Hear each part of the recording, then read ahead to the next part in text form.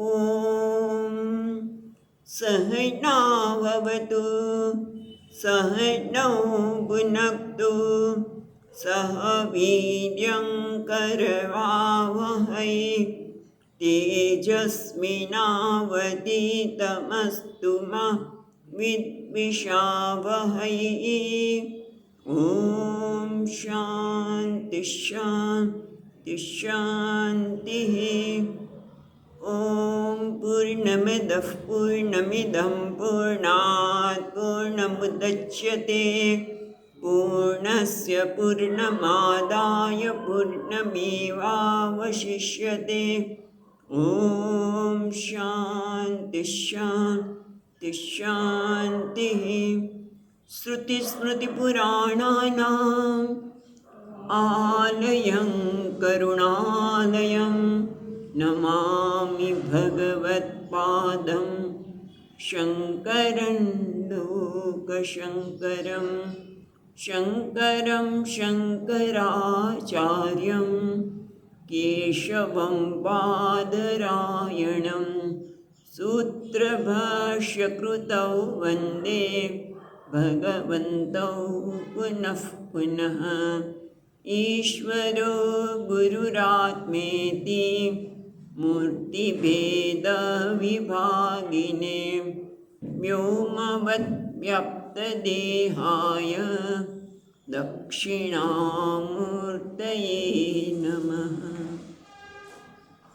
ॐ पार्थाय प्रतिबोधितां भगवता नारायणेन स्वयं व्यासेन ग्रथितां पुराणमुनिना मध्ये महाभारतम् अद्वैतामृतवर्षिणीं भगवतीम् अष्टादशाध्यायिनीम् अम्ब त्वामनुसन्दधामि भगवद्गीते भवद्वेषिणीम्। यं ब्रह्मा वरुणेन्द्ररुद्रमरुतः स्तुन्वन्ति दिव्यैस्तवैः वेदैः साङ्गपदक्रमोपनिषदैः गायन्ति यं सामगाः ध्यानावस्थिततद्गतेन मनसा पश्यन्ति यं योगिनः यस्यान्तं न विदुःसुरासुरगणाः देवाय तस्मै नमः।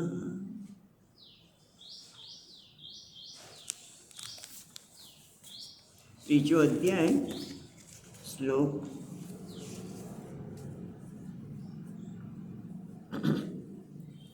25મો શ્લોકથી બોલીશું. સક્તા કર્મણ્ય વિદ્વાંસઃ સક્તા કર્મણ્ય વિદ્વાંસઃ યથા કુર્વન્તિ ભારત कुर्वन्ति भारत कुर्याद् विद्वांस्तथा सक्तः कुर्याद् विद्वांस्तथा सक्तः चिकीर्षुर्लोकसङ्ग्रहं चिकीर्षुर्लोकसङ्ग्रहम्. આપણે આ ત્રીજા અધ્યાયમાં જોઈ રહ્યા છીએ એ પ્રમાણે ભગવાન કહે છે કે કર્તવ્ય કર્મ, કર્તવ્ય એટલે કે આપણે જ્યાં છીએ ત્યાં આપણા ભાગ્યે જે કર્મ કરવાનું આવ્યું છે એ કર્મ કરવું, એનું નામ કર્તવ્ય કર્મ. પણ કેવી રીતે કરવું? ધર્મના આધારે. ધારણા ધર્મ, જે બધાને ધારણ કરે છે એ ધર્મ. એ કર્તવ્ય કર્મ ધર્મના આધારે એટલે કે સમર્પણના આધારે. બીજા મારા કર્મથી કેમ સુખી થાય એ રીતે કર્મ કરીએ, ઉદારતાથી કર્મ કરીએ, ક્ષમાની ભાવનાથી કર્મ કરીએ. કારણ કે આગળ એ પણ કહ્યું કે કર્તવ્ય કર્મ કરવું જોઈએ. અને બીજું યદ્યત આચરતી શ્રેષ્ઠ, બહુ મહત્ત્વની વસ્તુ છે કે જે પ્રમાણે શ્રેષ્ઠ વ્યક્તિ આચરણ કરે છે લોકો એનું અનુકરણ કરે છે.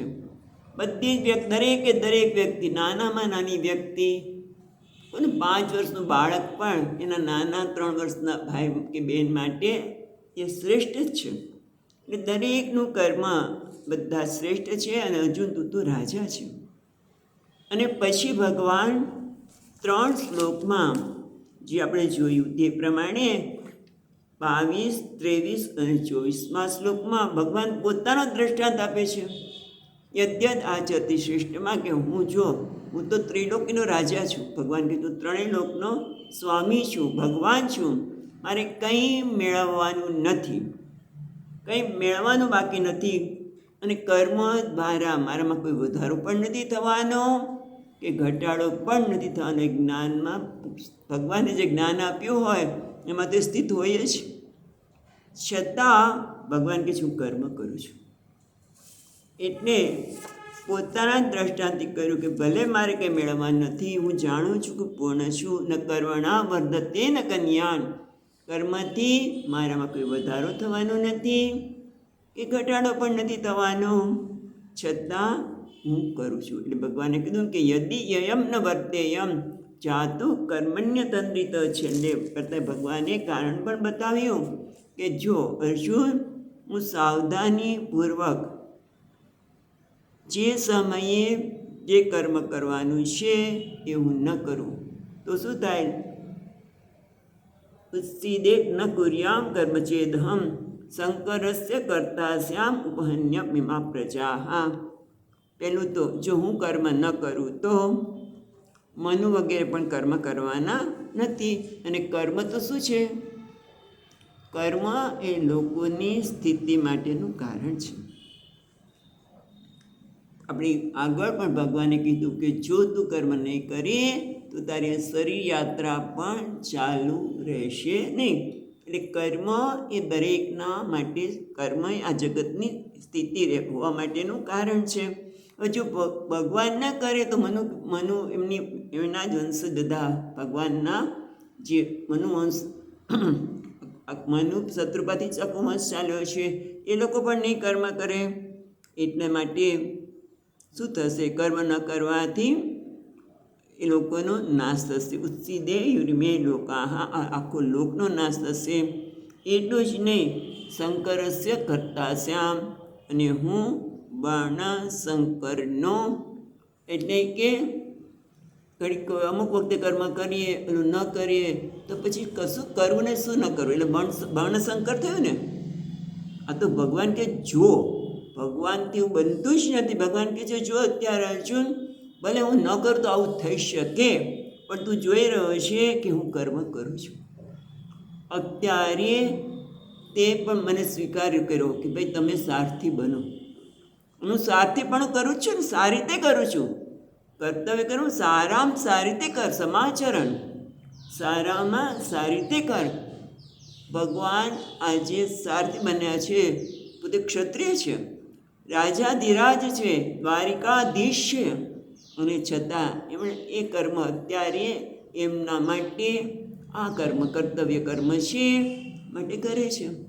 એવું સાંભળ્યું છે કે પછી જ્યારે યુદ્ધ પૂરું થાય ત્યારે ઘોડાના ઘાને પણ સાફ કરતા હતા, એને આપણે ઘાસ વગેરે પણ આપતા હતા. શું જરૂર છે ભાઈ? બીજાને કરે કે નહીં, પણ ના, સારથી એટલે સારથી. સારથીના ભાગે જે કંઈ કર્મ આવે એ કરવામાં એમને સંકોચ નહોતો. પણ છતાં યદિ અયમ ન વર્તેયમ, જો હું ન કરું તો, અતંત્રિત સાવધાનપૂર્વક હું ન કરું તો, પણ કરું છું, પણ છતાં કે ન કરું તો આટલા બધા દોષ આવી શકે. એક તો આ લોકનો ઉત્સિદે, એનો વિનાશ થઈ શકે, કારણ કે કર્મ જ લોકનો આધાર છે. બીજી વર્ણશંકર ન કરતા બનવું. અર્જુન કહે છે હું વર્ણશંકરનો કરતા યુદ્ધ કરું તો થાય. ભગવાન કે ન કરું તો આવું થાય. અર્જુન કે કરવાથી થાય વર્ણશંકર, પ્રજા જન્મશે. અને ભગવાન કહે છે ના, હું ન કરું તો વર્ણશંકર ન કરતા બનું. અને એટલું જ નહીં, શું થશે? ઉપહન્યામિમા પ્રજા, અને હું આ લોકોનો વિનાશ કરનાર કરું. કેમ? કારણ કે કર્મ ન થાય તો ધર્મનો પણ લોપ થાય. કર્મ અને ધર્મ બંને સાથે જાય છે, એનો પણ ધર્મનો પણ લોપ થાય, એટલા માટે વિનાશ થાય. ખ્યાલ આવ્યો? કર્મ ન કરું તો બીજા મને શ્રેષ્ઠ માને છે, એ લોકો કર્મ ન કરે. અને કર્મ તો આ જગતનો આધાર છે. કર્મમાં ક્યારેક કર્મ કરું, ક્યારેક ન કરું તો વર્ણશંકરનો કરતા બનવું, કારણ કે ખબર ન પડે કે ક્યારે કયું કર્મ કરવું જોઈએ. અને ત્રીજું, આ ધર્મનો લોપ થવાથી બધાનો વિનાશ પણ થાય. એટલા માટે અર્જુન, હું કર્મ કરું છું. હવે પછી આપણે ગઈકાલે જોઈએ એ પ્રમાણે ભગવાન કહે છે કે ટીકાકાર બહુ સરસ કે તમે તો ભગવાન નનું તવ ઈશ્વરસ્ય, તમે ઈશ્વર છો એટલે લોક સંગ્રહ માટે કર્મ કરો, પણ જેને કર્તૃત્વનો અભિમાન છે એ શું કરે? તો કે છે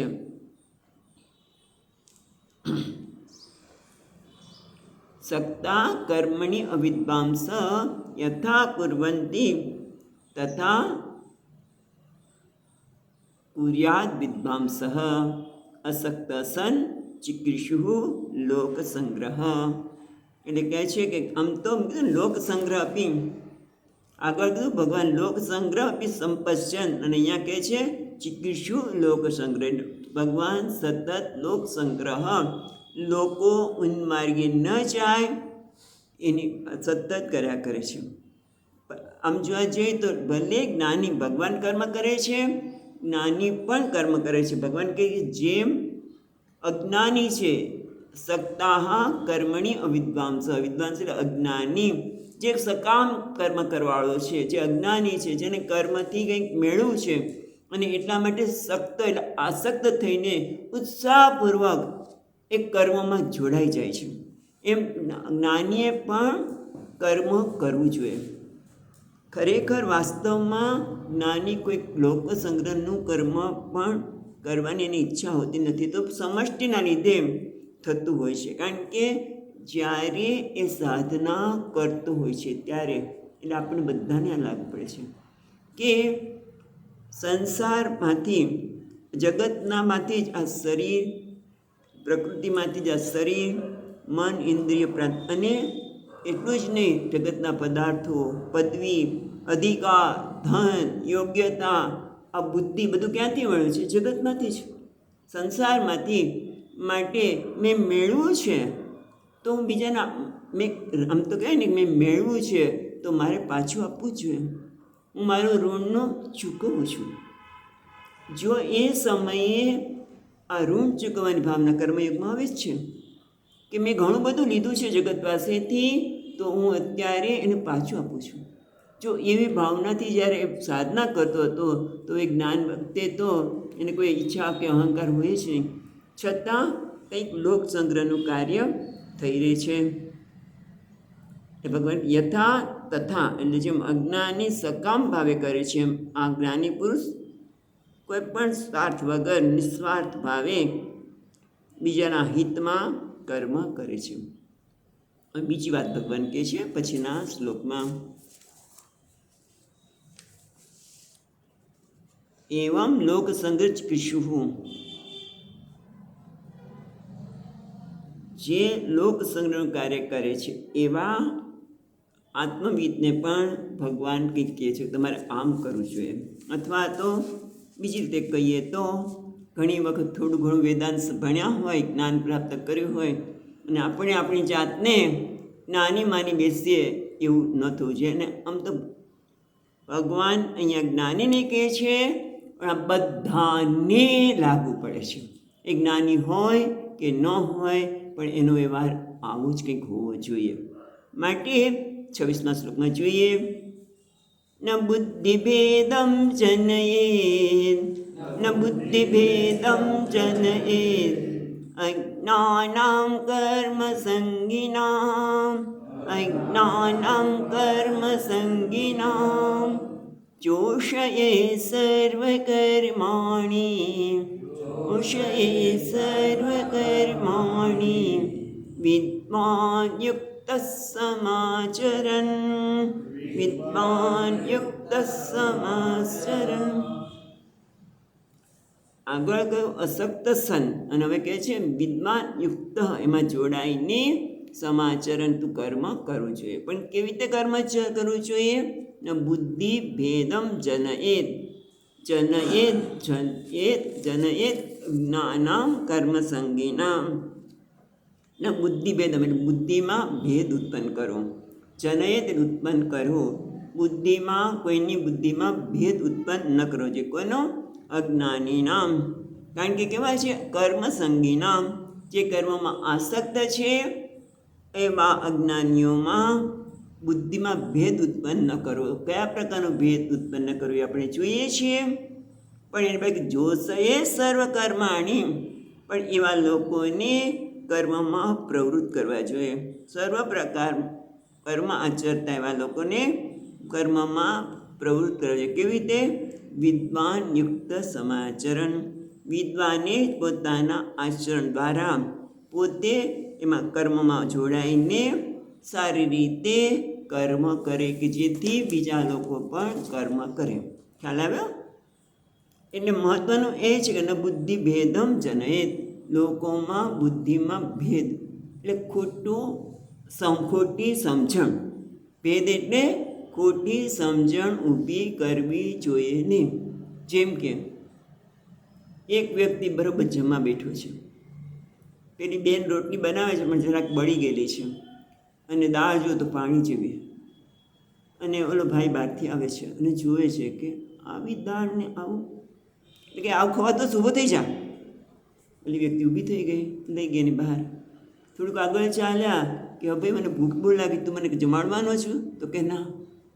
તો એનો શું અર્થ? બોલો કે મને દાળ ભલે જેવી રોટલી બળેલી હતી કે પાણી જેવી દાળ હતી પણ મારું પેટ તો ભરાત નહીં ભાઈ. આ તો ભેદ ઊભો કર્યો કે ના આવું ખવાતું હશે, ઊભું થઈ જાઓ. ખ્યાલ આવે? કે ઘણી બધી વખત લોકો આવું કરતા હોય છે. ઘણી વખત લોકો શું કરતા હોય છે જો આપણે જોઈએ, બુદ્ધિ ભેદ ઊભા કરવા માટે કંઈ કે આ કર્મ કરાય જ નહીં. કર્મમાં શું રાખ્યું છે? કર્મ કરીશ તો તું વધારે બંધન જ થવાનું છે, માટે કર્મ કરવા જોઈએ નહીં. બોલો કર્મ છોડી દે, આવું બધું કીધા કરીએ, કર્મ છોડી દે પછી શું કરવાનું? તમે એને કંઈ બીજું બતાવો છો, ઊંચી વસ્તુ બતાવો છો, એના માટે તૈયાર છે. ઊંચી વસ્તુ બતાવો તો પણ એ તૈયાર છે. તું તો પૂર્ણ છે, તું તો બ્રહ્મ છે, એવું કહેવાથી કંઈ થાય નહીં. એક વ્યક્તિના જીવનમાં બનેલી વાત છે. એ વૃંદાવનમાં ગયા અને પછી ઓલું ત્રિપુંડ કરેલું. એટલે વૃંદાવનના લોકો કે આ શિવજીનું ત્રિપુંડ કરાતું હશે, તું શિવનો ગણ બનીશ, એટલે કે ભૂત પ્રેત બનીશ, માટે તું બુદ્ધ ત્રિપુંડ કર. વૃંદાવનમાં રહીને એ શરૂ કર્યું વિચાર. થોડા દિવસ વૃંદાવન રહ્યા, પછી કાશી ગયા એ ભાઈ. એટલે કાશીના લોકો કે અરે આ શું કર્યું તે? આવું ત્રિપુંડ કરાતું હશે, શિવજીનું ત્રિપુંડ કર. ઓલા છોડી દીધું. ખ્યાલ આવ્યો? વ્યક્તિ કરી રહી છે ત્યારે તું આવું ન કર, એના કરતાં કરે છે કરવા દે ને. એક છોકરો કે મને સંધ્યાવંદન નથી આવડતું, તો જે આવડે છે કર, તો ધીમે ધીમે તું એ સંધ્યાવંદનમાં પ્રવીણ થઈશ, પણ છોડી ન દઈશ. ને આવું બનેલું છે. એ છોકરો અત્યારે ફોરેનમાં છે. એટલે મેં કહું ભાઈ તું ઓમનું છે ને જપ કર ને. પણ જપ કે તો કરું, મારું મન તો જપમાં રહેતું જ નથી. આ કેવું છે? સ્વામીજી મહારાજ કહેતા કે હું સમુદ્રમાં સ્નાન કરવા જાઉં, પણ ક્યારે? જ્યારે મોજા સ્નાન થાય ત્યારે થવાના છે. એટલે એવી તો છોકરો કે આ મારું મન બહુ વિચલિત થાય છે, એમાં ભગવાનનું કેમ ઓમ નમઃ શિવાય જપ કરું? એટલે કરતો ખરો, ભગવાનનું નામ લેતો ખરો. આપણે કંઈ ન લઈશ એવું ન કહેવું જોઈએ. ઘણી વખત આપણે આવું જ કરતા હોઈએ છીએ. કોઈ કરતો હોય તો એને આવી રીતે ઊંધા માર્ગદર્શને દોરી એટલે ન બુદ્ધિ ભેદમ જનયેત. જે વ્યક્તિ જ્યાં છે ત્યાં એને કરવા માટે પ્રોત્સાહિત કર ભાઈ. એને નિરુત્સાહી ન કરીશ. એટલે કબીરનું જ વચન છે ને, છૂટ ન છોડા કપટ ન છોડા, નામ ભજન ક્યું છોડ દિયા. ભગવાનનું નામ છોડવાનું આવે તરત છોડી દે, પણ આ જે છોડવાનું છે નથી છૂટતું. અને એ ન છોડી શકે ત્યાં સુધી આપણે એને કંઈ કે તું આમ ન કર, પેલું કર, બધું બરાબર નથી.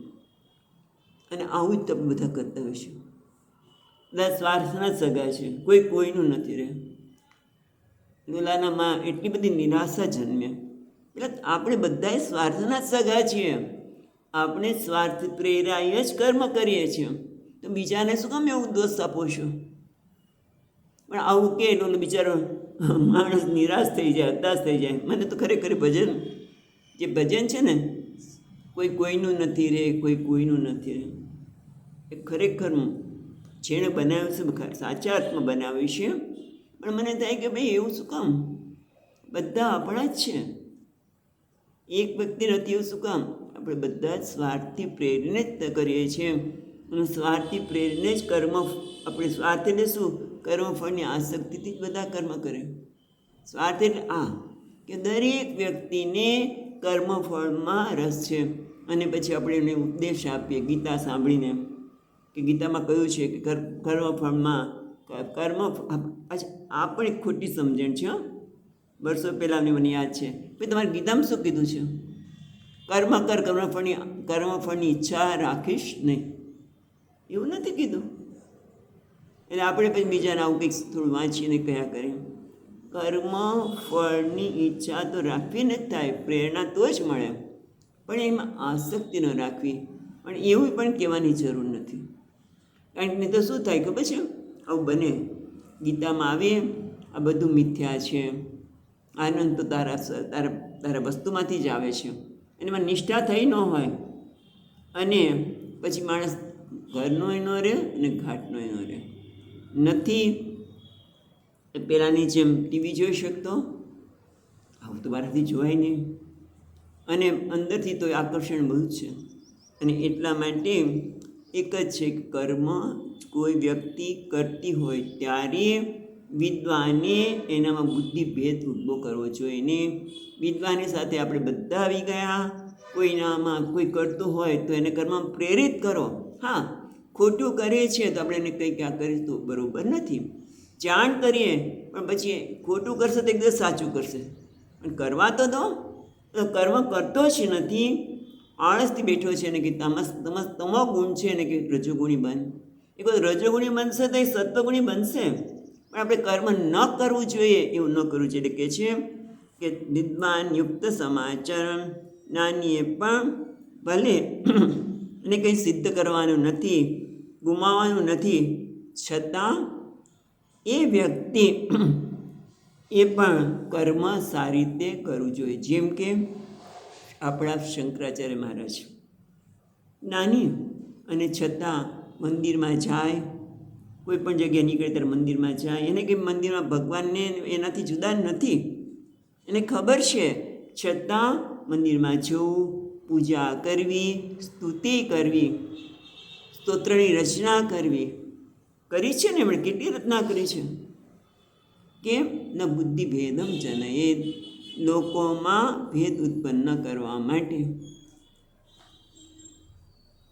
કે જેથી લોકો ગેરમાર્ગે ન દોરાય. સામાન્ય વ્યક્તિને પૂજાની જરૂર છે, અને આવું ઘણી વખત જાહેરમાં લોકો કહેતા હોય છે, ક્યાં સુધી રમકડા રમાડશો? ભગવાનની પૂજાને આવા શબ્દો વાપર્યા હોય કે તમે ક્યાં સુધી રમકડા રમાડશો, એટલે બધું છોડી દે. પોતાને આ બનેલું છે. પછી ભગવાનને ગંગા, આપણે નર્મદા કિનારે, નર્મદા નદી ગતી ત્યાં પધરાયા. પણ પછી શું કરવાનું? હું નિર્ગુણ બ્રહ્મમાં સ્થિર થઈ શકું એમ મારી સ્થિતિ નથી, મને આધારની જરૂર છે, પૂજાની જરૂર છે. અને આવું જાહેરમાં કહેવામાં આવે, લોકો ગેરમાર્ગે દોરાય છે. એટલે ખાસ બધાને કહે છે કે તમારું ખાસ તો વક્તા હોય, શ્રેષ્ઠ પુરુષ હોય, એનું વક્તવ્ય પણ એવું ન હોવું જોઈએ કે જે બીજામાં ભ્રમ ઉત્પન્ન કરે, ગેરમાર્ગે દોરે. અને એનું કર્મ પણ એવું ન હોવું જોઈએ. એટલે કહે છે કે જેમ શંકરાચાર્ય તો જ્ઞાની પણ ગૃહસ્થ હોય, અને જ્ઞાની હોય છતાં પણ એને જે કરવાનું છે એ પોતાનું ગૃહસ્થ આશ્રમમાં હોય ત્યારે, કારણ કે એને જોઈને બીજા અનુસરવાના છે. માટે બધા આમ કહે ને, પોતે માતા હોય પિતા હોય તો માતા પિતાના આપણે જોઈએ ભગવાને કરેલું છે ને, ભાગવતમાં આવે છે, રામાયણમાં પણ આવે છે. બંને ભગવાન છે, બધું જ જાણે છે, છતાં સવારે ઉઠી દરરોજ સંધ્યાવંદન કરે, માતા પિતાને પ્રણામ કરે, વડીલોને પ્રણામ કરે. પછી આપણે ભાગવતમાં હમણાં જોયું કે વિદુરજી ને ઉદ્ધવજી કહેતા હતા કે મને આશ્ચર્ય થાય છે કે એ ભગવાન જે સર્વના જ્ઞાતા છે છતાં અમને પૂછે છે કે આપણે શું કરીશું. વિભીષણને પૂછ્યું ભગવાને કે આ સમુદ્ર કેવી પાર કરશું, ભગવાન નહોતી ખબર. અને વિભીષણે કહ્યું એ પ્રમાણે એ 3 દિવસ સુધી સમુદ્ર કિનારે પ્રાર્થના કરી. ધારીને બધું એમને ખબર જ હતી, પણ કોઈ રાજનીતિ પ્રમાણે એમણે બધો જ વ્યવહાર કર્યો છે. લંકામાં જ સીતાજી રાવણ દઈ ગયો છે, સીતાજી લંકામાં છે, છતાં 4 દિશામાં લોકોને મોકલ્યા. રાજનીતિ એટલે ટૂંકમાં જો ગૃહસ્થ હોય એને ખબર હોય છતાં પણ જે પ્રમાણે બીજા લોકોને આદર્શ ખબર પડે, લોકો એને અનુસરે, માટે એણે પણ કંઈ મેળવવાનું હોય તો પણ સવારે જેમ ભગવાન સંધ્યાવંદન કરે, માતા પિતાને પ્રણામ કરે, કારણ કે માતા પિતાનું ઋણ છે, એવી રીતે સમાજનું ઋણ છે, એ બધા જ એના જીવનમાં જોવા મળે. જ્યારે વાત કરી છે ત્યારે સ્વામીજી મહારાજ યાદ આવ્યા. સ્વામી દયાનંદજી મહારાજ તારાનંદજી મહારાજ પાસેથી થોડું શીખેલા ત્યાં બ્રહ્મસૂત્ર વગેરે. પછી સ્વામીજીની તબિયત નહોતી સારી, ત્યાં અમે ભણતા હતા ત્યારે સ્વામીજી પણ તારાનંદજી મહારાજ ત્યાં આવ્યા હતા. તો જ્યારે દરરોજ મળવા જાય, હજુ આ શીખવા જેવું આપણે કે સ્વામીજી જ્યારે મળવા જાય ત્યારે નીચે જ બેસે. નહોતા જ્યાં સુધી બેસી શકતા હતા ત્યાં સુધી હંમેશા નીચે જ બેઠા છે.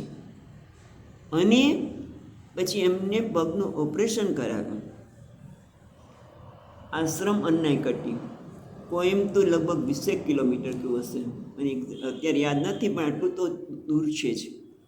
અને ભલે ગાડી હોય તો એ ગાડીમાં જતાં અડધી પોણી કલાક તો થાય, પણ દરરોજ સ્વામીજી અમારા ક્લાસ પૂરા કરીને, અમારો સ્વાધ્યાય પૂરો કરાવીને દરરોજ સ્વામીજી પાસે જાય અને તબિયતની સમાચાર પૂછે, ડૉક્ટરોને જે કંઈ કહેવાનું હોય એ કે. ઇવન મદ્રાસ ગયા હોય તો પણ રસ્તામાં સ્વામીજી પાસે જાય. શું કામ ભાઈ? એમને કંઈ મેળવવાનું નથી, પણ અમને આજે પણ આ યાદ આવે છે અને આપણને એમના યદ્યત આચરથી શ્રેષ્ઠ એ લોકોના જે આચરણ છે એ આપણા માટે દાખલો બની જાય. આપણે પણ થાય કે ભાઈ આપણે આવું જ કરવું જોઈએ, ભલે કંઈ મેળવવાનું ન હોય, કશું ગુમાવવાનું પણ નથી, પણ છતાં વિદ્વાન યુક્ત સમાચરણ, એટલે વિદ્વાનને પણ પોતે સારી રીતે કર્મ કરવા જોઈએ. ભલે એને મેળવવાનું કીધું, જે કંઈ સંધ્યાવંદન કરવું, પૂજા કરવી, ભલે એને પૂજા કરીને એ મેળવવાનું નથી, પણ બધાને તમે જુઓ જ્યારે પૂજા કરતા હોય ત્યારે એમ લાગે સ્વામીજી રામજીની પૂજા કરતા રામના ભક્ત છે, શિવ પૂજા કરતા તમે કે હા શિવના જ ભક્ત છે, દેવીની પૂજા થતી હોય ત્યારે એમને કે હા દેવીના જ ભક્ત છે. કેમ કે જેને જેમાં રસ છે એ પ્રમાણે બધાને પરમાત્મા તરફ કેમ લઈ જવા, કેમ ઉન્નતિ કરવી, એના માટે અહીંયા કહેવામાં આવે છે વિદ્વાન યુક્ત સમાચરણ. ન બુદ્ધિ ભેદમ જનયેત અજ્ઞાનામ કર્મસંગીનામ, જે કર્મમાં આસક્ત છે અને કર્મફળમાં જ રસ છે, એને કર્મફળ છોડી દે કહેવાના કરતાં કર. અને સાથે સાથે એને જ્ઞાની જે કર્મ કરે છે એને જોઈને એને ક્યારેક થશે કે હું આમ કરું.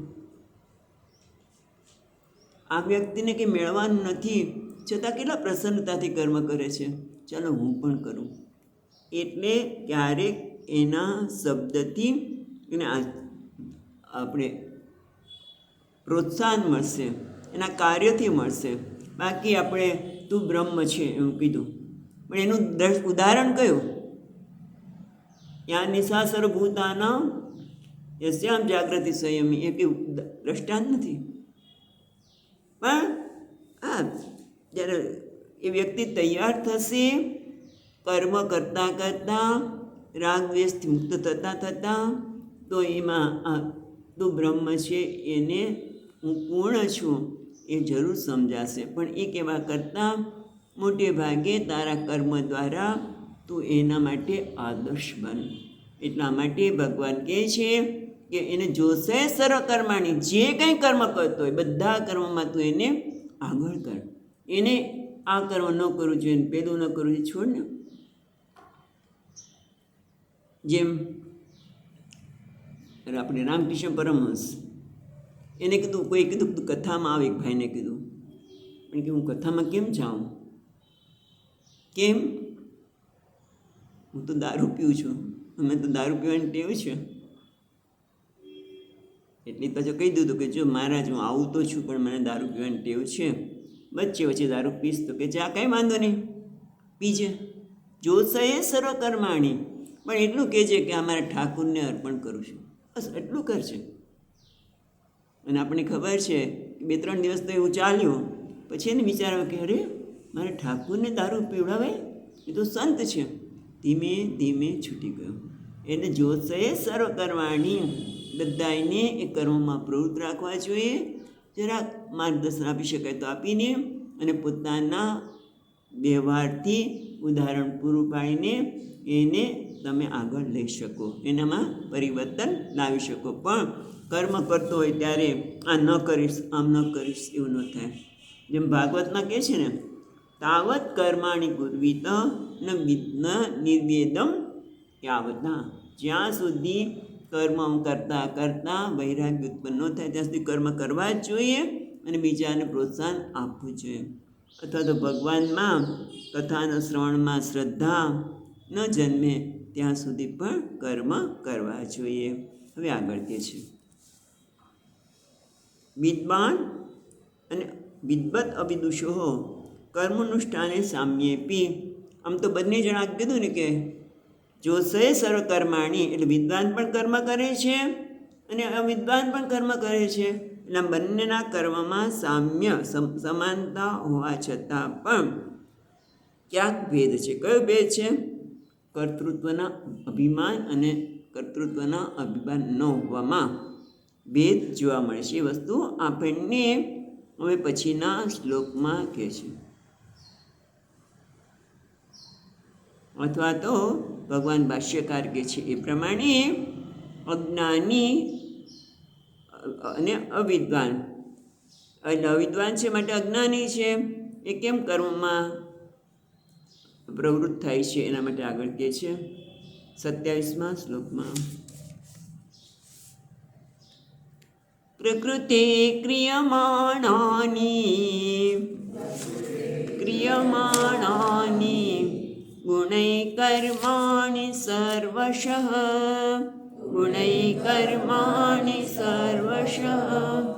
અહંકાર વિમૂઢાત્મા કર્તાહમિતિ મન્યતે.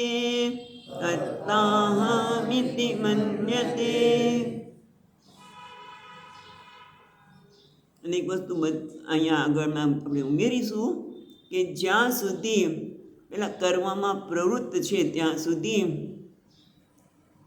એને એટલી બધી અસર હોય છે કે તમે એને કર્મમાંથી મુક્ત કરી શકાય નહીં. માટે પણ એને કર્મમાં જોડવા જોઈએ. એના માટે એક નાનકડો હસવાની વાત કરી દઈએ. એક સૈનિક હતા, સાવધાન, વિશ્રામ, એ બધું બહુ જ્યારે મગજમાં ફિટ થઈ ગયો હોય. એક છોકરાને જરાક તોફાની છોકરો હશે એ ચાલો ને આપણે જરાક મજા કરીએ, એટલે દહીં લઈને જતો હતો. સૈનિક દહીં લઈને જતો હતો. ના જતો હતો ત્યાં સાવધાન, એટલે એકદમ ટટ્ટાર થઈ ગયો, એટલે હાથમાં દહીં પડી ગયું. એટલે કહેવાનું તાત્પર્ય એ છે કે અર્જુન, તું કર્મ છોડવાની વાત કરે છે, અને જો તું કર્મ છોડીશ તો તારી પાસે કર્મ થવાના છે, પછી વાત કરવાના જ છે ભગવાન. પણ અહીંયા એ કહે છે ભગવાન, પ્રકૃતિ ક્રિયમાણાની ગુણૈ કર્માણિ સર્વસઃ. પ્રકૃતે હે, અહીંયા જો પ્રકૃતિ એટલે પ્રકૃતિ પ્રધાન, પ્રકૃતિ એટલે સત્વ રજસ તમો ગુણ, એને કહે પ્રકૃતિ, એને સામ્ય અવસ્થા અને પ્રકૃતિ. પણ અહીંયા શું કહે, પ્રકૃતિ હે ક્રિયમાણાની ગુણૈ, એટલે પ્રકૃતિના ગુણ એટલે કે સત્વ રજસ તમસ્યનો વિકાર. ગુણૈ કર્માણી સર્વસઃ, પ્રકૃતિ ક્રિયમાણી, પ્રકૃતિ વડે ક્રિયમાણાની એટલે કરાતા, ગુણૈ પ્રકૃતિના ગુણો વડે આ બધા જ કર્મો થયા રહે. કયા? સર્વસ, બધા જ પ્રકારના. બધા એટલે ધાર્મિક, વૈદિક અને લૌકિક. વૈદિક અને લૌકિક જે કંઈ કર્મ કરીએ છીએ એ કર્મ કોણ થાય છે? કોણ કરે છે? પ્રકૃતિ ક્રિયમાણાની ગુણૈ કર્માણી સર્વસઃ, બધા જ પ્રકારના એના દ્વારા થઈ રહ્યા છે. પણ અહંકાર વિમૂઢાત્મા, જે વિમૂઢાત્મા છે એટલે કે જેનો આત્મામાં વિવેક નથી, એ શું કરે છે? જે આ કાર્યકરણ સંઘાત પ્રકૃતિના ગુણ વડે જે કર્મ થઈ રહ્યા છે એને પોતાના ઉપર આરોપ કરે છે, અધ્યારોપ કરે છે અને પોતે કરતા એવું માને છે. અહંકારથી જે વિમુખ થયેલો છે એવો આત્મા, જેનું અંતઃકરણ, આત્મા બીજી વખત છે એનો અર્થ થાય છે અંતઃકરણ, એ પોતાને કરતા, હું કર્મનો કરતા છું એવું માને છે. ખરેખર કોઈ પણ વ્યક્તિ, એનું વ્યક્તિત્વ છે એ બે વસ્તુનું બનેલું છે. એક પ્રકૃતિનું, પ્રકૃતિ અને આત્મા, આત્મા અને અનાત્મા કહો, પ્રકૃતિ અને આત્મા કહો, જળ અને ચેતન કહો, એ બેનું બનેલું છે. પણ વિવેક ન હોવાથી, જેને કહે વિમૂઢ આત્મા, વિવેક ન હોવાથી એ બેને એક માની લે છે. જેમ આપણે હંમેશા દૃષ્ટાંત આપીએ, અયઃપિંડ, લોખંડનો ગોળો, લોખંડનો ગોળો નહીં, અયઃપિંડ આગનો ગોળો. પહેલાં તો આગનો ગોળો એટલે આગનો ગોળો કીધું બની શકે? આગનો કોઈ આકાર નથી, પણ છતાં આગનો ગોળો એવું કહે છે. કેમ? કારણ કે લોખંડના ગોળાને આગમાં નાખવાથી લોખંડ લાલચોળ થઈ ગયું અને આગનો જે રંગ છે લોખંડે લઈ લીધો અને લોખંડનો જે ગોળાકાર ભાગ છે આગ અગ્નિને મળી ગયો અને પછી આપણે કહ્યું આગનો ગોળો. પણ એમાં બે છે, એક અગ્નિ છે અને બીજું લોખંડ છે. પણ વિવેક ન હોવાથી આપણે શું કહીએ છીએ? આગનો ગોળો. બીજું દ્રષ્ટાંત જોઈએ. જેમ સ્ફટિક હોય, એ આપણે રાખીશું, અહીંયા લાવ્યા છે કદાચ. સ્ફટિક હોય અને એની પાછળ આપણા સ્ફટિકના ભગવાન એકદમ સ્પષ્ટ છે, એની પાછળ તમે જે વસ્ત્ર દરરોજ પહેરાવો એવા ક્યારેક ભગવાન નીલા દેખાય, ક્યારેક લાલ દેખાય, પણ ખરેખર શું છે? ખરેખર તો સ્ફટિકનો રંગ તો સફેદ જ છે, લાલ પીળું કંઈ છે નહીં. એમ આ દરેક વ્યક્તિત્વમાં એક શું છે? બે છે, પ્રકૃતિ અને આત્મા. આત્મા એટલે જે શુદ્ધ ચૈતન્ય, જે અકર્તા છે, સચ્ચિદ આનંદ છે, સાચું સ્વરૂપ તો જેને હું કહું છું તે. પણ પ્રકૃતિ એટલે અહીંયા કીધું સત્વ રજસ તમો ગુણ, અને એ પ્રકૃતિ દ્વારા પ્રકૃતિએ ક્રિયમાણા ગુણૈ, ગુણ એટલો વિકાર. કારણ કે આખું આ જગત શેનું બનેલું છે? પ્રકૃતિ. પ્રકૃતિમ તું માયિનમ વિદ્યા, માયિનમ તું મહેશ્વર. આ જગતમાં બે વસ્તુ છે, પ્રકૃતિ અને પુરુષ. જેમાં શરીરમાં પણ પ્રકૃતિ અને પુરુષ. આ જગતમાં બધું એનું જ બનેલું છે. પ્રકૃતિ એટલે માયા અથવા તો સત્વ રજસ્તમ ગુણો, એના લીધે એના વિકાર, એમાં આવતા પરિવર્તન લીધે જ જ્યાં સુધી સામ્ય અવસ્થામાં છે ત્યાં સુધી જગતનું સર્જન થતું નથી. જેવું એમાં વિક્ષેપ ઊભો થાય એટલે આખું જગતનું સર્જન થયું. આકાશ, વાયુ, આપણે જોયું છે, આકાશ, વાયુ, અગ્નિ, જળ, પૃથ્વી, એટલું જ નહીં, આખું જગત, આ શરીર પણ બરાબર. શેનું બનેલું છે? તો પ્રકૃતિનું. અને આ પ્રકૃતિનો વિકાર છે. જગત પણ શું છે? પ્રકૃતિનો વિકાર છે. પણ જેને વિવેક નથી એ એમ માને છે કે હું કરું છું. જેમ કે આ હું પ્રકૃતિમાં અહંભાવ કરીને પોતાને હું કરું છું. જેમ કે ચાલવાની ક્રિયા છે, પગ દ્વારા થાય છે, પણ હું ચાલું છું. પગ ચાલવાની ક્રિયા સાથે તાદાત્મ્ય કરીને પોતે કહે છે હું ચાલું છું, હું બોલું છું, વાણી દ્વારા બોલાઈ રહ્યું છે, હું બોલું છું. જેમ પંખો છે, એમાં 3 વસ્તુ છે. બહારના 3 પાંખિયા દેખાય છે તો બરાબર છે, પણ અંદર વચ્ચે શું છે? મોટર. અને ત્રીજી વસ્તુ શું છે? પંખામાં મોટર પણ છે, પાંખિયા પણ છે, પણ ત્રીજી વસ્તુ છે ઇલેક્ટ્રિસિટી. વીજળી ન હોય તો પંખો ફરે નહીં. પણ જો જ્ઞાન હોય તો પંખાને કે હું ફરું છું, પાંખિયાને કે હું ફરું છું, મોટરને મારા લીધે ફરે છે. મોટરને એમ થાય કે હું ન હોતો, અમે જોવા જઈએ મોટર નીકળી જાય તો કંઈ ન થાય. મોટરને મારા લીધે થાય છે, પંખાને થાય મારા લીધે થાય છે. પણ કોની લીધે ફરે છે પંખો? વીજળી. એમની સન્નિધિ માત્રથી આ પંખો ફરે છે. વીજળી ન હોય તો પંખો ફરી શકે નહીં. એમાં શરીર છે, એમાં આ જે બહારનું શરીર દેખાય છે આપણું, એ પંખાના 3 પાંખિયા સમાન છે. જે મન, બુદ્ધિ, ચિત્ત એ બધું શું છે? મોટર સમાન છે, સૂક્ષ્મ શરીર કહીએ. અને એ બધાને ચલાવનાર, આ બધાને ગતિ આપનાર કોણ છે? આત્મા, જે વીજળીના સ્થાને છે. બીજી કંઈ કરતી નથી. એની હાજરી થતાં જ, એમાં પ્રવાહ પ્રગટ થતાં જ મોટર ફરવા લાગે છે. મોટરને ચાલુ કરવી પડે. એમાં આ શરીર દ્વારા, મન દ્વારા જે કંઈ કર્મ થઈ રહ્યા છે, પણ પેલાને એની સાથે અહંભાવ કરી લે છે, એની સાથે બેસી જાય છે, અને પછી પોતાને હું માને છે. અને આવું તો તાદાત્મ્ય કેટલાક વખત કરતા હોય છે. સિનેમા જોવા જઈએ અને સમજી કે પોપકોર્ન ખાતો હોય બેઠા બેઠા, કારણ કે ટાઈમ પાસ થાય નહીં. પોપકોર્ન ખાતો સિનેમા જોતો હોય, અને પહેલાં હીરોની પત્ની ગુજરી ગઈ, બોલો રોવા માંડે. કેમ? એની સાથે તાદાત્મ્ય કરું. એની પત્ની તો બાજુમાં બેઠી છે.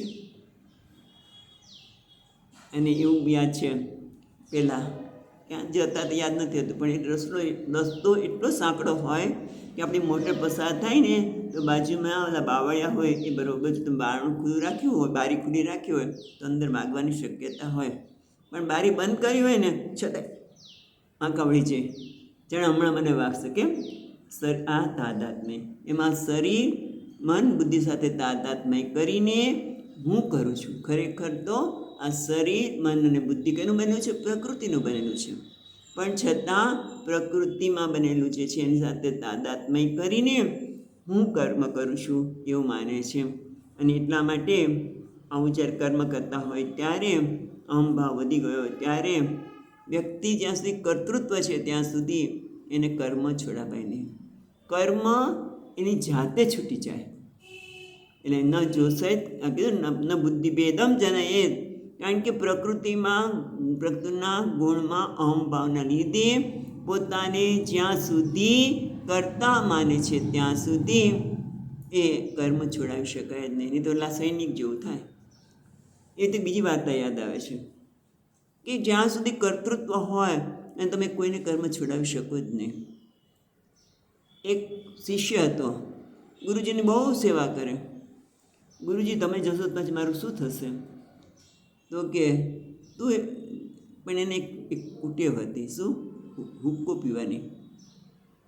અને એટલે ગુરુજી કહે કે જ્યારે તારું મૃત્યુ આવે અને તને ભગવાન યમરાજા પૂછે તો કે તારે પુણ્ય ભોગવવા છે કે પાપ? તો કે પેલા પુણ્ય ભોગવવા છે. ભલે.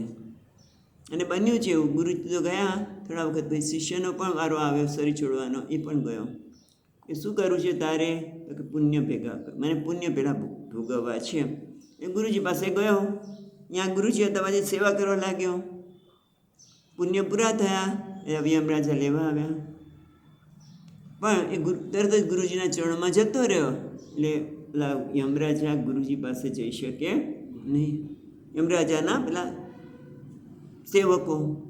એ સેવકોએ પાછા યમરાજાને કહ્યું કે મહારાજ આને લાવો કેવી રીતે, એના પુણ્ય તો પૂરા થઈ ગયા છે, લાવો કેવી રીતે?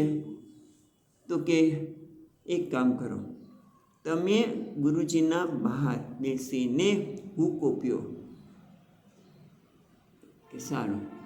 એ હુક્કો પીતા ત્યારે ઘાસ આવી શિષ્યને કે મહારાજ એલા હુક્કો પીએ છે, એક ઘૂંટ મારી આવો, વધારે નહીં, એક જ ઘૂંટ.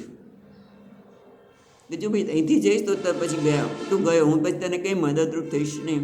પણ ના ના, હવે એક ઘૂંટ મારીને ફટાક કરતો આવતો રહું છું, ફટાક કરતો આવતો રહીશ. કે જા તો ત્યાં ગયા એટલે યમરાજના સેવકો લઈ ગયા. એટલે કહેવાનું તાત્પર્ય એ છે કે જ્યાં સુધી વ્યક્તિમાં આ પ્રકારનું સમજણ હોય કે હું કર્મ કરું છું, ખરેખર કર્મો ક્યાં થઈ રહ્યા છે?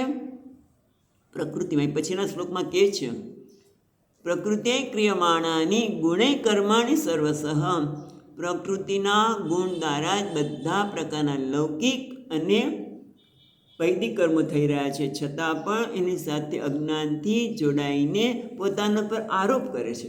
જેમ આપણે સ્ફટિક પર આરોપ કરીએ છીએ કે આ સ્ફટિક લાલ છે, લીલો છે, એમ આ શરીર દ્વારા આપણે પછીના શ્લોકમાં જોઈએ જ છે કે શરીર દ્વારા મન દ્વારા કર્મ થઈ રહ્યા છે. ત્યારે પોતાનો આરોપ મારીને પોતાને જ્યારે હું કરું છું, જ્યાં સુધી અહંકાર છે ત્યાં સુધી એ પોતાને શું માને છે? કરતા. ખરેખર પોતે કેવો છે એ પછીના શ્લોકમાં વાત કરે છે કે અજ્ઞાની કેવો છે કે પોતાના ઉપર કર્મનો આરોપ કરે છે. અહંકાર. અહંકાર એટલે હું આ બધું કરી રહ્યો છું. સ્વરૂપ વિવેક અસમર્થ. વિમૂઢ આત્મા એટલે જે પોતાના સાચા સ્વરૂપનો વિવેક કરવા સમર્થ નથી. એ અંતઃકરણના ધર્મને પોતાના પર આરોપ કરીને હું કર્મ કરું છું, હું કરતા છું, મેં સારું કર્મ કર્યું, ખરાબ કર્મ કર્યું, પાપ કર્મ કર્યું, પુણ્ય કર્મ કર્યું વગેરે શું છે? આરોપ જ છે. કારણ કે એને વિવેક નથી પોતાના સ્વરૂપનો. એટલે કે છે સ્વરૂપ વિવેક અસમર્થ વિમૂઢ. જે પોતાના સ્વરૂપનું વિવેક કરી શકતો નથી એ જ પોતે આ પ્રમાણે માને છે. પણ જે સ્વરૂપનો વિવેક કરી શકે છે એ વિદ્વાન કેવો હોય છે? એ 28મા શ્લોકમાં કહે છે. 28મો શ્લોક તત્ત્વવિદ્દુ મહાબાહો ગુણકર્મ વિભાગયો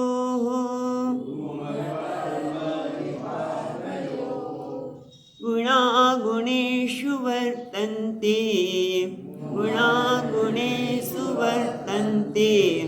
ઇતિ મત્વા ન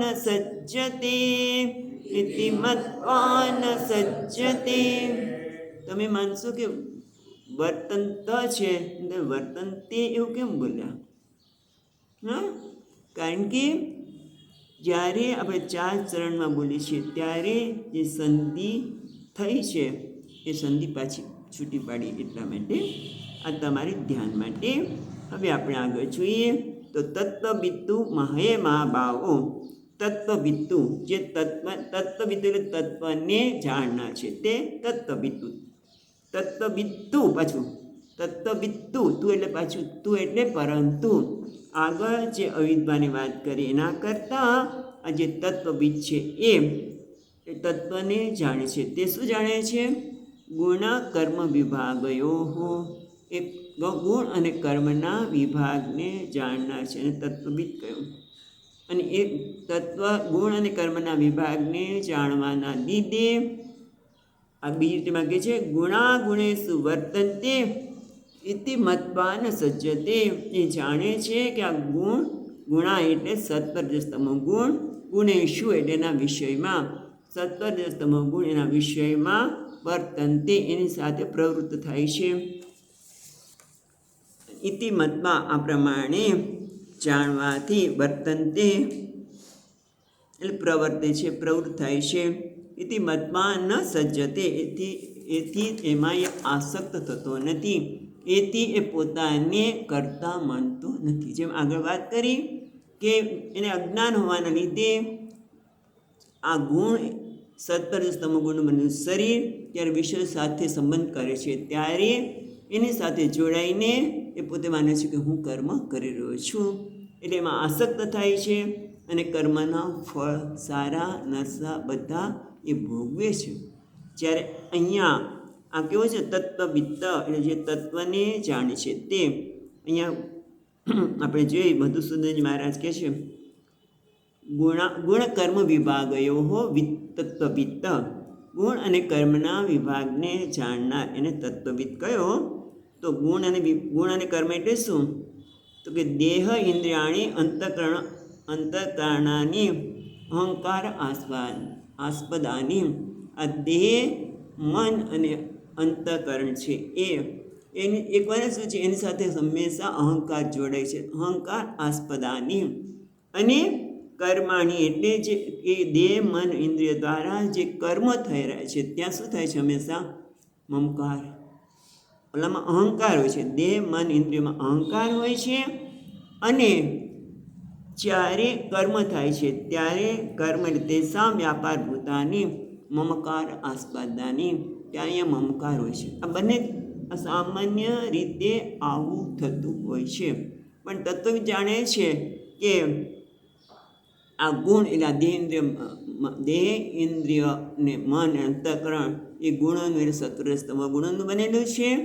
એટલે ગુણેશુ વર્તનતે, આ ગુણો એટલે સત્વરજસ્તમો ગુણનું બનેલા શરીર ઇન્દ્રિયો મન એ બધા ગુણના એટલે સત્વરજસ્તમ ગુણના બનેલા છે. અને ગુણેશુ એટલે વિષય, આ વિષય શેના બનેલા છે? વિષયો શેના બનેલા છે? એ પણ 3 ગુણના જ બનેલા છે, માયાના જ, પ્રકૃતિના જ બનેલા છે ને. અને તમે જો કે સામાન્ય રીતે જે પ્રકારના ગુણ હોય એવો જ વિષયનું માણસને ઈચ્છા થાય. સત્વગુણી માણસ હોય તેને સત્સંગમાં જ આનંદ આવે. રજોગુણી હોય તો બેસી જ ન શકે, ચાલ ઊભી થા માં, જલ્દી ઊભી થા, કંઈક કરું, બેસી શકાય જ નહીં, કારણ કે એ રજોગુણ પ્રવૃત્તિ છે. માટે એટલે દરેક વ્યક્તિના વ્યક્તિત્વમાં જે પ્રકારના ગુણ હોય એ પ્રમાણે વિષયને પાછળ દોડવાનો છે. એટલે જોવે છે ગુણેશુ વર્તનતે ઇતિ મત્વા ન સજ્જતે, માટે એમાં એ સજ્જ થતો નથી, એટલે આસક્ત થતો નથી. ન સજ્જતે આસક્ત થતો નથી, એટલે કે હું આ કર્મ કરી રહ્યો છે એવું માનતો નથી. શું કહે છે આગળ ભગવાન? મયા દક્ષિણ પ્રકૃતિ સૂયતે સચરાચરમ, મારી અધ્યક્ષમાં જ આ ઇન્દ્રિયો મન બુદ્ધિ અને શરીર વિષયોમાં જાય છે. અધ્યક્ષમાં, મારી અધ્યક્ષમાં, વીજળી કે મારી અધ્યક્ષ માત્રમાં આ પંખો ફરી રહ્યો છે. આત્મા જે આત્મતત્વને જાણે છે એ જાણે છે કે મારી અધ્યક્ષમાં ગુણેશુ વર્તનતે, હું કંઈ કરતો નથી. નૈવ કિંચિત કરોમિ તે મત્વા ન સજ્જતે, એટલે શું? એમાં સજ્જ થતો નથી, એટલે આસક્ત થતો નથી, પોતાને કર્મનો કરતા માનતો નથી. કારણ કે આત્મા, આપણે આગળ જ વાત કરી કે 2 તત્વ છે, એક આત્મા અને બીજી પ્રકૃતિ. એનો તત્વવિદ એ તત્વને જાણે છે, એટલે કે આત્મા અને પ્રકૃતિને સ્પષ્ટ રીતે જોડે છે કે આ પ્રકૃતિમાં બધા જ ખેલ ચાલી રહ્યા છે. મારી હાજરીમાં હું કંઈ કરતો નથી, ફક્ત મારી હાજરીમાં, જેમ વીજળીની હાજરીમાં પંખો ફરે છે, વીજળીની હાજરીમાં રેફ્રિજરેટર પોતાનું ઠંડુ કરવાનું કામ કરે છે, પણ પોતે કંઈ કરતો નથી. ક્યારે? સ્પષ્ટતા હોય તો, નહીંતર પછી અહંકાર હોય તો, જેમ આગળ વાત કરી કે અહંકાર હોય તો પોતાને કર્મનો કરતા માને છે. પણ આ સ્પષ્ટ રીતે જાણે છે કે સ્ફટિકનો લાલ રંગ છે એ ખરેખર સ્ફટિકનો નથી. સ્ફટિક તો સ્વચ્છ જ છે, પણ લાલ કપડાં લીધે છે. એમ આ ઇન્દ્રિયો મન અને બુદ્ધિ બહુ મહત્ત્વની વસ્તુ છે. વિચારીએ છીએ આપણે, અત્યારે ચર્ચા ચાલી રહી છે, પણ એ આપણા માટે આત્મસાત કરવાનું છે. આ કોઈ વિદ્વાનની વાત નહીં, પણ આપણે પણ આ પ્રકારે જીવનમાં જોઈ શકવા માટે વાત ચાલી રહી છે કે ગુણેશુ વર્તનતે નૈવ કિંચિત કરોમિ તે, આ બધા જ વિષયોમાં જે કોઈ પણ કર્મ કરતી વખતે આ જ્ઞાની છે જુએ છે કે હું કોઈ કર્મ કરતો નથી. મારી સન્નિધિમાં આત્માની સન્નિધિમાં, પરમાત્માની સન્નિધિમાં, પરમાત્માની કૃપાથી આ કર્મ થઈ રહ્યું છે એની શક્તિથી ભક્ત હોય તો આ રીતે જોવે કે ભગવાનની કૃપાથી થઈ રહ્યું છે, ભગવાનના બળથી થઈ રહ્યું છે, હું તો ફક્ત નિમિત્ત છું. ભક્ત હોય તો. અને જ્ઞાની છે, જાણે છે ગુણાગુણે સુવર્તન્તે, આ ઇન્દ્રિયો મન અને બુદ્ધિ જે સત્વરજસ્તમ ગુણ બનેલું છે એ એના વિષયોમાં જાય છે, પણ મારી હાજરીમાં હું કંઈ કરતો નથી, એટલે એની સાથે એ જોડાઈ જતો નથી, એની સાથે ઢસડાતો નથી. આપણે તો જોડાઈને જોડાય અને પછી ઢસડાય એટલે શું થાય? લોહી લુહાણ થઈ જાય છે, નહીં થાય છે? જે મને છોકરો સાયકલમાં બેઠો છે અને પછી ટ્રકને પકડે છે કે ચાલો કંઈ મજા પડશે, ટ્રક ચાલુ થશે, આપણે કંઈ એની સાથે જશું, પણ થોડીક વાર તો મજા પડી, પણ જેવી ગાડીને ટ્રકે જ્યાં સ્પીડ પકડી પછી લોહી લુહાણ. એમ આપણે પણ આ ઇન્દ્રિયો મન અને બુદ્ધિ સાથે જોડાય છે એને હું કર્મનો કરતા માનું, એટલે પછી અનર્થની ગર્તમાં જવા માટે કોઈ આપણને રોકી શકે નહીં. માટે અહીંયા બે ભેદ બતાવ્યા કે એક અજ્ઞાની કોણ છે? જે પોતે પ્રકૃતિના કર્મને પોતાના માની કરતા માનીને સુખી દુઃખી થાય છે. જ્યારે બીજો તત્વવિદ છે, જે જ્ઞાની છે, એ જાણે છે કે હું કંઈ કરતો નથી, નૈવ કિંચિત કરોમિતિ, હું કંઈ જ કરતો નથી, હું અકર્તા આત્મા છું, પૂર્ણ છું જાણે છે. અને માટે જે કર્મ થઈ રહ્યા છે ત્યારે પણ પોતાને એમાં જોડાતો નથી, તે કે કરતા માનતો નથી. ચાલો અહીંયા અટકીએ. ઓમ પૂર્ણમદઃ પૂર્ણમિદં પૂર્ણાત પૂર્ણમુદચ્યતે પૂર્ણસ્ય પૂર્ણમાદાય પૂર્ણમેવાવશિષ્યતે. ઓમ શાંતિ શાંતિ શાંતિ. શંકરં શંકરાચાર્યં કેશવં બાદરાયણં સૂત્રભાષ્યકૃતૌ વંદે ભગવन्तौ પુનઃ પુનઃ. ઈશ્વરો ગુરુરાત્મેતિ મૂર્તિભેદવિભાગિને વ્યોમવદ્વ્યાપ્તદેહાય દક્ષિણામૂર્તયે નમઃ. ઓમ શાંતિ શાંતિ શાંતિ. હરિ ઓમ. શ્રી ગુરુભ્યો નમઃ. હરિ ઓમ.